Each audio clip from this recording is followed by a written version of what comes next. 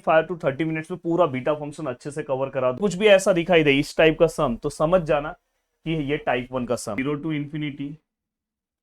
अब देखो दोस्तों, ये इसको इससे डिवाइड करके 2। हर बच्चा पहले वीडियो के नीचे कमेंट करेगा कि अब नेक्स्ट आपको कौन से टॉपिक का वन शॉट वीडियो चाहिए। देखो कल मैंने आपको ऑलरेडी एक टॉपिक का वन शॉट वीडियो बनाया, अब मैं आपको गामा फंक्शन दे रहा हूँ। अब आपको नेक्स्ट कौन से टॉपिक का वन शॉट वीडियो चाहिए? क्या बीटा का चाहिए? बीटा का भी एकदम मस्त, आपको 25 to 30 मिनट्स में पूरा बीटा फंक्शन अच्छे से कवर करा दूंगा। तो अगर आप नीचे कमेंट करोगे तो, और साथ में दोस्तों एक और कमेंट करना कि ये ब्लेजर कैसा दिख रहा है, अच्छा दिख रहा है, प्लीज कमेंट करना, और जिससे मुझे और अच्छा लगेगा। तो चलते हैं दोस्तों, वन बाय वन चीज़ों को स्टार्ट कर रहे हैं, ये जस्ट मस्ती कर रहा हूँ। अब देखो दोस्तों, सबसे पहली चीज मैं हमेशा बोलता हूँ कि गामा फंक्शन में बस एक फॉर्मूला याद रखना है, बस एक फॉर्मूला। अगर आप जाके बुक ओपन करके देखोगे इतने सारे फॉर्मूले, आपका दिमाग आउट हो जाएगा। 0 to इंफिनिटी। और गामा फंक्शन को आइडेंटिफाई कैसे करोगे? 0 to इंफिनिटी। और साथ में दोस्तों मैं आपको बता दूं कि मेरा क्रैश कोर्स भी चल रहा है। क्रैश कोर्स में आज जो हम टॉपिक लेने वाले हैं दोस्तों, आज अभी जब ये वीडियो आ रहा है तो अभी जस्ट मेरा क्रैश कोर्स का ही लेक्चर चालू होगा, और वहां पे मेरा चल रहा है बीटा फंक्शन। तो देखो मैं वहां पे आपको बेनिफिट क्या है पता है, क्रैश कोर्स में जो पीवाईक्यूज हैं उस टाइप के मैं पीवाईक्यूज भी कवर कराते जा रहा हूँ। क्रैश कोर्स के अंदर जो रिसेंट ईयर के जो पीवाईक्यूज है सब कुछ मैं कवर कराते जा रहा हूँ। तो क्रैश कोर्स में ये चीज आपको देखने के लिए मिलेगी, जो रिसेंट ईयर के पीवाईक्यूज हैं ये सब आपको उसके अंदर कवर करके मिल रहा है। बाकी मैं यहाँ पे ट्राई करूंगा कि कम टाइम में, अगर आप खुद से भी कवर कर रहे हो तो आप इस वीडियो को देखो, उसके बाद डिटेल लेक्चर देखो, फिर रिसेंट ईयर के पीवाईक्यू सॉल्व करो। बट क्रैश कोर्स में कम टाइम में बस जितना मैं पढ़ा रहा हूँ, आपके यूनिवर्सिटी वाइज अगर आप पढ़ना चाहते हो तो क्रैश कोर्स आपके लिए सबसे अच्छा है। अब देखो दोस्तों, यहाँ पे e⁻⁻x x⁻n है। देखो e⁻⁻x, और यहाँ पे जो पार्ट है वही सेम यहाँ है, और रेस टू n। अगर कहीं पे भी आपको ऐसा दिखाई दे तो डायरेक्ट आप गामा लिखो, और यहाँ पे क्या लिखोगे दोस्तों? n+1। Perfect sir. अगर दोस्तों ऐसा है 0 to इंफिनिटी e⁻t, और यहाँ पे क्या है दोस्तों? t⁻n, और यहाँ पे dt है, तो भी देखो यहाँ टी मैच हुआ, तो डायरेक्ट आप यहाँ पे क्या लिख सकते हो दोस्तों? Gamma n+1। अब सर अगर सपोज ऐसा आया, 0 to इंफिनिटी e⁻t t⁻9 और dt, तो इसका आंसर क्या आएगा सर? देखो यहाँ पे पहले, सबसे पहले ये देखो, ये दोनों मैच हो रहा है, यस मैच हो रहा है, 9 है, तो यहाँ पे 9+1 डायरेक्ट 10। और इसका आंसर कैसे निकालते हैं दोस्तों? देखो यहाँ पे अगर गामा 7 है तो उससे एक कम, 6 है तो 5, 4 है तो 5 है तो 4, 3 है तो 2, वैसे ही 10 है तो इसका डायरेक्ट आंसर क्या आएगा दोस्तों? 9 तो आपके लिए चीजें बहुत आसान हो गई। ठीक है सर, ये तो मस्त समझ में आया। अब यहाँ का तक का पार्ट अगर आपको बहुत अच्छे समझ में आया तो कुछ बेसिक चीजें जो आपको पता होनी चाहिए, जैसे अगर मैं बात करूँ दोस्तों, देखो ये, देखो यहाँ पे ये 3/2 है, ग्यामा है। अब देखो आपको ये पता है कि अगर समझो ग्यामा में कहीं पे अगर समझो 14 लिखा है तो इसका आंसर निकालना है, तो आप डायरेक्ट क्या करोगे? 13 फैक्टोरियल लिखोगे, मतलब एक कम। बट अगर फ्रैक्शन फॉर्म में आया तो आप क्या करोगे दोस्तों? तो आपको क्या करना है, पहले जो नंबर दिया है -1 लेना है, और फिर आपको ग्यामा फॉर्म में यही नंबर लिखना है और -1 लेना है। एकदम परफेक्ट। अब यहाँ पे अगर आप ध्यान से देखोगे, ध्यान से सम सॉल्व करने की कोशिश करोगे, तो यहाँ पे क्या है दोस्तों? 3/2 -1 अगर आप करोगे तो आंसर आएगा दोस्तों 1/2। प्लीज माइनस कर लेना। यहाँ पे अगर आप माइनस करोगे तो इसका भी आंसर क्या आएगा दोस्तों? 1/2। ठीक है सर, ये तो समझ में आया। अब देखो दोस्तों 1/2 है, ये याद रख लेना कि ग्यामा 1/2 का जो आंसर होता है दोस्तों वो √π होगा। क्या होगा दोस्तों? √π। तो यहाँ पे क्या आएगा दोस्तों? √π। हो गया।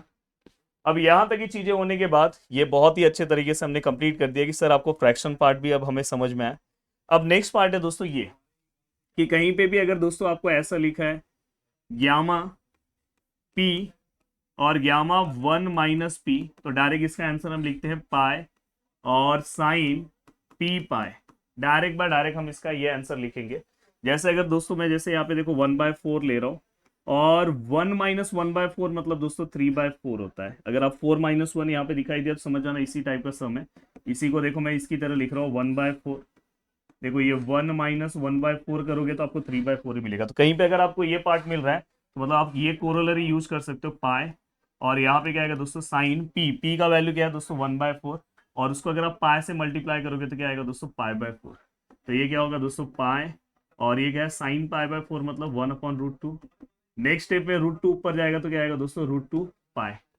बहुत ही सिंपल तरीके से ये पूरा पार्ट हमने सॉल्व किया। तो ऐसे आप कोई भी, जैसे अगर देखो आपको ऐसा कोई पार्ट दिखाई दे, जैसे मैं भी देखो इसके बाद एक और पार्ट ले रहा हूँ, अगर हम लेने जाएं अगर जैसे दूसरा पार्ट, हाँ देखो 1/3 और 3 - 1 कितना आता है दोस्तों, 2/3। तो इसको भी आप इस कोरोलरी से सॉल्व कर सकते हो। तो ऐसा कहीं पे पार्ट आता है तो वहां पे आप डायरेक्ट आंसर चेंज कर सकते हो। ठीक है सर, ये समझ में। अब सबसे ज्यादा इंपॉर्टेंट है दोस्तों ग्यामा। नाम सुन के आपको बहुत डर लगता है, पर देखो ये वाला वीडियो आपको इतना हेल्प करेगा। टाइप 1, टाइप 2, टाइप 3, टाइप 4, कहीं पे भी अगर क्वेश्चन, देखो टाइप 1 टाइप 2 सेम है, कहीं पे भी अगर क्वेश्चन में आपको ऐसा दिखाई दे 0 to ∞, e raise to minus, यहाँ पे कुछ भी वैल्यूज दिखाई दे x², 2x⁴, यहाँ पे कुछ भी ऐसा दिखाई दे इस टाइप का सम, तो समझ जाना कि ये टाइप 1 का सम है। और दोस्तों हमेशा टाइप 1 के सम को कैसे सॉल्व करते हैं ये भी आप समझ लो। टाइप 1 के सम को हम हमेशा सॉल्व करने के लिए पुट माइनस के बाद जो टर्म है, जैसे x⁴ है इक्वल टू टी लिखते हैं, तो यहाँ x इक्वल टू टी है, 4 वहां पे जाएगा तो दोस्तों क्या होगा 1/4। ये आपको पता होना चाहिए। अब यहां पे अगर आप ये सॉल्व करने जा रहे हो, देखो ये वाला पार्ट, देखो यहां पे, तो देखो ये पुट है, यहां पे अगर आप देखोगे x which is equal to, sorry यहाँ पे क्या है, देखो देखो अगर आप ध्यान से देखोगे तो ये टाइप 2 का सम है, सेम टू सेम टाइप 1 के सम की तरह ही है। देखो 0 to ∞ ये तो रहेगा ही, e⁻⁻ax² ये तो है ही है, जैसे यहाँ पे है वैसे ही सेम है। बट अगर आप ध्यान से देखोगे तो यहाँ पे एक एक्स्ट्रा टर्म आया x⁻m, तो अगर इस टाइप का कोई भी सम आता है तो टाइप 2 का सम है, जैसे ये सम आपको दिखाई दे रहा है। तो सबसे मेन आता है कि सर इसमें सम में हम स्टार्टिंग कैसे करेंगे, तो पुट यहाँ पे आप क्या करोगे, माइनस के बाद जो पार्ट है इक्वल टू टी। सबसे मेन होता है सम का स्टार्टिंग करना। अगर आपको सम स्टार्ट करने आता है, अगर आपको इंटीग्रेशन थोड़ा बहुत आता है तो सम सॉल्व कर लोगे। अब यहाँ पे क्या होगा दोस्तों, देखो x इसका मतलब होता है 1/2, ये t है, देन x 1/2 अगर वहां पे जाएगा तो दोस्तों क्या हो जाएगा 2। अब आपको क्या करना है, इसको सॉल्व करना है। टाइप नंबर 3 आपको हमेशा कैसे पहचानना है दोस्तों, याद रखना 0 to 1 अगर इंटरवल आया और साथ में दोस्तों लॉग है, क्या है दोस्तों लॉग, तो हमेशा समझ जाना, जैसे यहाँ पे 5 लिखा है dx है, तो हमेशा समझ जाना दोस्तों कि ये आपका टाइप 3 का गामा का सम है। और इस सम को सर स्टार्ट कैसे करेंगे वो भी सिखा दे रहा हूं। इस सम का स्टार्टिंग में हम क्या लेंगे दोस्तों, log x which is equal to, यहाँ पे क्या लेंगे दोस्तों -t। याद रखना log x which is equal to -t, ये पुटिंग आपको पता होना चाहिए। जैसे ही आपको ऐसा सम दिखाई दे 0 to 1, हाँ सर ने बोला था यार गामा का सम है, और डायरेक्ट यहाँ पे दोस्तों कुछ नहीं तो ई होता है, आपने 11th क्लास में कौन से पढ़ा, ये अगर ई यहाँ पे जाता है तो ये -2 में आ जाएगा -t, और यहाँ पे बस x बचेगा। ये दो स्टेप्स आपको पता होना चाहिए। अगर समझो यहाँ पे log x, ये स्टेप हमेशा फिक्स है, देन उसके बाद आप डेरिवेटिव लोगे। ठीक है सर, ये टाइप 3 भी समझा। टाइप 4 बहुत सिंपल सा है दोस्तों। टाइप 4 क्या बोलता है पता है, 0 to ∞ फिर से आएगा, यहाँ पे नंबर्स, यहाँ पे जैसे x है ⁻⁹ है, और यहाँ पे सेम ये 9⁻x है, इसका उल्टा। अगर कहीं पे भी ऐसा पार्ट दिखाई दे तो हमेशा समझ जाना ये टाइप 4 का सम है। इस सम में जो नीचे जो पार्ट है इक्वल टू हम e⁻t लिखते हैं, यहां से हम सम का स्टार्टिंग करते हैं। जैसे अगर देखो ये टाइप 4 का सम है, ये कि नहीं, ये टाइप देखो x⁵ इधर उल्टा, तो हम सम का स्टार्टिंग कैसे करेंगे, पुट नीचे वाला जो पार्ट है इक्वल टू क्या लिखेंगे दोस्तों, e⁻t। बस बस आपको ये, अब देखो मैं आपको सम दे रहा हूं, आप मुझे बताओ, कमेंट करके बताना। देखो 0 to 1 x log x ⁻⁹ dx, बताओ कौन से टाइप का सम है, कमेंट करो। हर बच्चा नीचे कमेंट करेगा, मैं चेक करूंगा आप देख रहे हो कि नहीं। सर ये टाइप 3 है। सर पुटिंग क्या करोगे, पुटिंग बहुत सिंपल है, सर ने याद करा दिया ना, put log x which is equal to -t, फिर x which is equal to e⁻t। Yes, अगर मैं यहाँ पे सम दे रहा हूँ 0 to ∞, यहाँ पे दोस्तों x² और यहाँ पे e⁻⁻x³ dx, कौन से टाइप का सम है सर, टाइप 1 टाइप 2 सेम है। बस यहाँ पे ये x आया आगे तो समझ जाना टाइप 2 का सम है, माइनस के बाद जो नंबर है उससे हमें पुट करना है। e⁻⁻ समथिंग कहीं पे दिखाई दिया, टाइप 1 टाइप 2, और टाइप 4 तो आपको इजीली पता है। अब दोस्तों इसके बाद डायरेक्ट आपको क्वेश्चन स्टार्ट करना है और चीजों को सॉल्व करना है। बार बार बोल रहा हूँ कि अगर आपसे पॉसिबल हो तो आप अगर मेरे बैच से जुड़ सकते हो, तो वहां पे और अच्छे तरीके से आपको नोट्स मिल जाएंगे, वन शॉट वीडियोस की तरह आपको चीजें मिल जाएगी। ये पूरा का पूरा टॉपिक मैंने 1 घंटे 24 मिनट का टाइम लिया है एप्लीकेशन के ऊपर, अभी जो मेरा क्रैश कोर्स चला है, बाकी आपको डिटेल भी मिल जाएगा। आराम से आप बस इतना कर लोगे, A to Z PYQ सब कुछ कवर कराया हूँ, लेटेस्ट PYQs भी कवर कराया हूँ, तो आराम से आपकी चीजें हो जाएगी। अगर आप इस वीडियो को देख रहे हो तो यहाँ पे भी मैं चीजें सॉल्व करा दे रहा हूँ, उसके बाद अब लेटेस्ट पीवाईक्यूज इसमें जो मैं सॉल्व करा रहा हूँ इसमें एक आख है लेटेस्ट पीवाईक्यूज, और कुछ जो है वो आपको सॉल्व करना है, पर बिना सॉल्व किए पेपर में जाना मत। अभी देखो दोस्तों यहाँ पे अगर आप ध्यान से चीजों को समझने की कोशिश कर रहे हो, देखो सम देख के आपको डायरेक्ट समझ रहा है सर एक्स है और समथिंग है सर माइनस, तो सर ये टाइप 2 का सम है। कैसे सम स्टार्ट होगा सर, पुट एक्स जो माइनस के पास पार्ट है equal to t, then x equal to क्या आएगा दोस्तों टी, 3 वहां पे जाएगा तो 1/3। अब हम क्या करेंगे दोस्तों, डिफरेंशिएट विथ रिस्पेक्ट टू, यहाँ पे जो पार्ट है वो लेते हैं विथ रिस्पेक्ट टू टी, तो ये dx/dt होगा, और ये एन एक्स n-1, देन दोस्तों ये देखो dx/dt 1/3t -2/3। परफेक्ट, ये स्टेप्स आपको हर एक सम में करना है। देन दोस्तों देखो dx which is equal to 1/3t⁻2/3, ये dt यहाँ पे आ गया। परफेक्ट, अब यहां तक हो गया दोस्तों। अब ये पार्ट अगर आपने पूरा का पूरा सॉल्व कर लिया तो आपको क्या करना है, अब इसके बाद दोस्तों देखो लिमिट चेंज होता है, x equal to 0, x equal to infinity, t equal to, और ये हमेशा 0 इन्फिनिटी सेम ही आता है, पर हमेशा याद रखना जब भी अगर ये डेफिनेट टाइप का सम है, यहाँ लिमिट है, तो हमेशा लिमिट चेंज होता है जब हम सब्स्टिट्यूशन करते हैं। ये क्यों करते हैं, जब अपन सब्स्टिट्यूशन करते हैं लिमिट वाले सम में लिमिट चेंज होता है। ये दिमाग में रखना, कभी अगर मैथ कॉमन मैथ पढ़ना तो ये चीज पता होना चाहिए, क्योंकि आगे आप कभी डबल पढ़ोगे ट्रिपल पढ़ोगे तो ये सब आपको नॉलेज होना चाहिए। अब यहाँ पे अगर समझो x0 है, x0 रखो तो t का आंसर भी कितना आएगा 0, अगर यहाँ इन्फिनिटी है तो t का भी आंसर कितना आएगा दोस्तों इन्फिनिटी, सीधा बिना सोचे समझे हो गया। अब ये पार्ट होने के बाद दोस्तों आप क्या करना है, अब ये पार्ट होने के बाद दोस्तों देखो पूरा सम हमारा टी में कन्वर्ट होगा 0 टू इन्फिनिटी। अब देखो दोस्तों ये रूट ऐसे ही है, x का मतलब कितना है दोस्तों t⁻1/3, e⁻−x³ कितना है दोस्तों t है, और क्या है दोस्तों dx है, dx का आंसर कितना आएगा दोस्तों dx 1/3 t⁻2/3, और दोस्तों क्या आएगा dt। अब यहां पे i which is equal to, अगर मुझे सम सॉल्व करना है तो मैं क्या करूंगा 1/3 बाहर लूंगा, 0 टू इन्फिनिटी। अब देखो दोस्तों ये 1/3 है, ये रूट मतलब 1/2 होता है, और ये e⁻t⁻2/3 dt। अब देखो दोस्तों ये i which is equal to ये 1/3 ऐसी, ये 0 टू इन्फिनिटी, ये t⁻, ये मल्टीप्लाई होता है दोस्तों, देखो 1 1 जा 1, 3 2 जा 6, ये हमेशा याद रखना, e⁻t⁻2/3 dt। जब हम बेसिक हमारा फॉर्मूला सॉल्व करते हैं तो उसके अंदर e⁻t मिलता है, मिल गया, और t दो नहीं रहता, एक ही रहता है। अगर आपने इन जनरल पहला फॉर्मूला अगर आपने पढ़ा होगा तो, और ऊपर का पार्ट मुझे पता है कि आप डायरेक्ट सॉल्व कर लोगे, बट आपके पास कैल्सी है तो भाई कैल्सी का पूरा फायदा उठाना। अब देखो दोस्तों यहाँ पे 1/6 है, 1/6 अगर -2/3, जिनको कैल्सी वैसे तो सबको है, पर अगर जहाँ पे कैल्सी नहीं है तो आप डायरेक्ट भी सॉल्व कर सकते हो, इतना भी डेंजर कैलकुलेशन नहीं है। t⁻1/2 और ये dt, अगर मैं इसे सॉल्व करने की कोशिश करूँ तो दोस्तों क्या होगा, देखो 1/3 ऐसी है।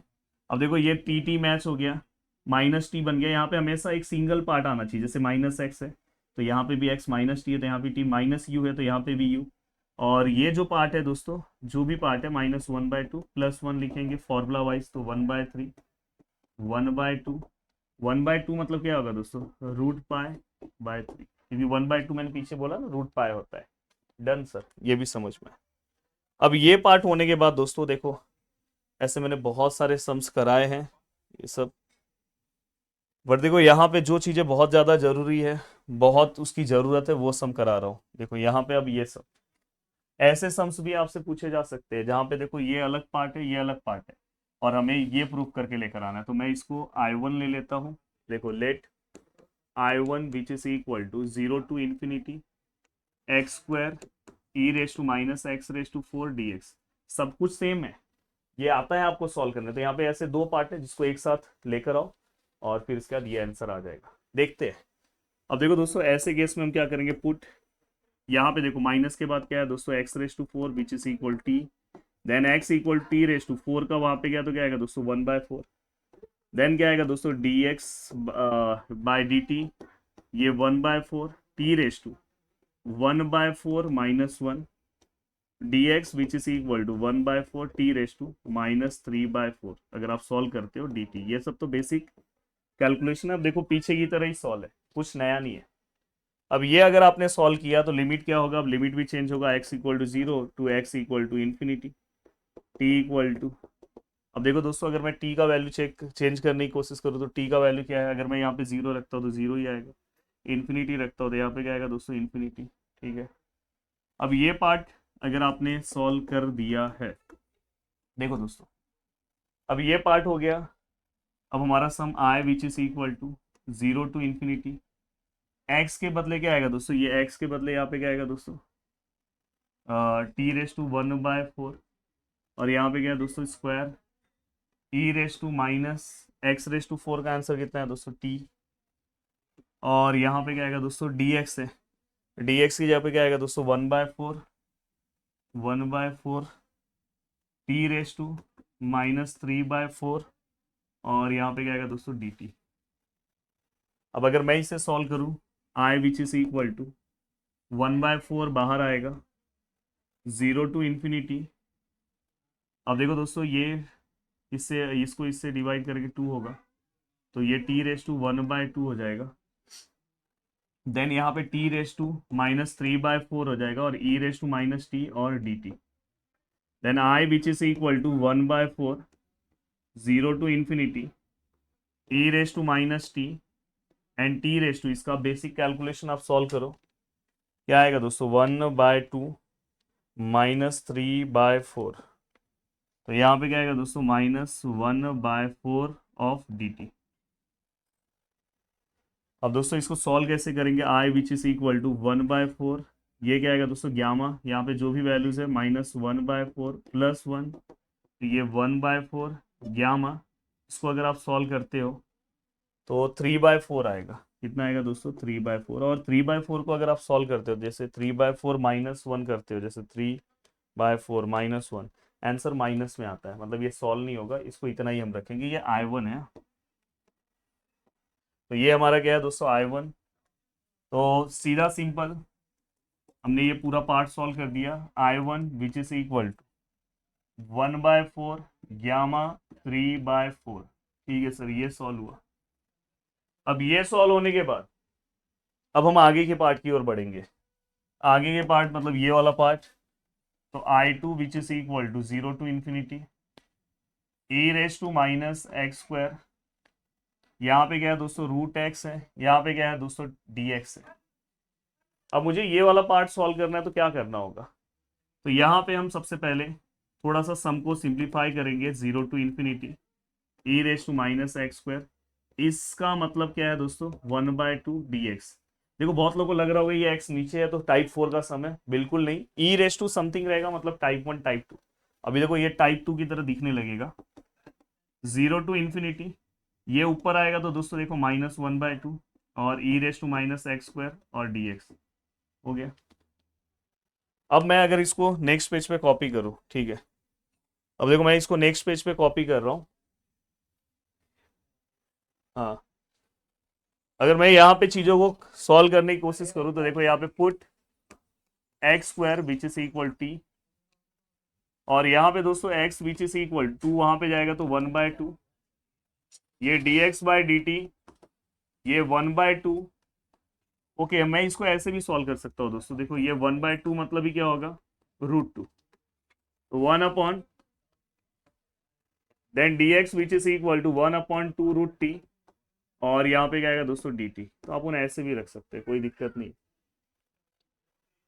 देन इसके बाद x which is equal to 0, x which is equal to infinity, t which is equal to 0, t which is equal to infinity. अगर आप यहाँ पे x का वैल्यू पुट करोगे तो t का आंसर यहाँ पे, तो t का भी आंसर वही मिलने वाला है, x 0 रखो, x इन्फिनिटी रखो, यहाँ पे भी इन्फिनिटी आएगा। अब ये होने के बाद दोस्तों अब देखो हमारा सम, ये हमारा I2 है, तो ये क्या आएगा दोस्तों 0 टू इन्फिनिटी, x का वैल्यू क्या है दोस्तों, x का वैल्यू है t रेस टू 1/2, या तो आप रूट भी रख सकते थे -1/2, ई रेस टू एक्स स्क्वायर का वैल्यू क्या है दोस्तों t, और dx का वैल्यू क्या है दोस्तों 1/2 √t, और यहाँ पे क्या है दोस्तों dt। I2 which is equal to 0 to infinity t raised to minus 1 by 4, 1 1 जा 1, 2 2 जा 4, e raised to minus t 1 upon 2, इसको हम क्या लेंगे दोस्तों 1 by 2 of dt। I2 which is equal to दोस्तों 0 to 1 by 4, ये देखो ये 2 बाहर आएगा तो 1 by 2, e raised to minus t raised to minus 1 by 4। और अगर आप ध्यान से देखोगे तो यहाँ पे हम क्या कर सकते हैं दोस्तों, ये वाला पार्ट अगर ऊपर लेंगे तो t raise to minus 1 by 2 of dt। अगर मैं इसको सॉल्व करने की कोशिश करूँ, देखो माइनस 1 by 4 माइनस 1 by 2 तो minus 3 by 4, then I2 which is equal to 1 by 2 0 to इन्फिनिटी e raise to minus t raise to minus 3 by 4 of dt। अगर आप I2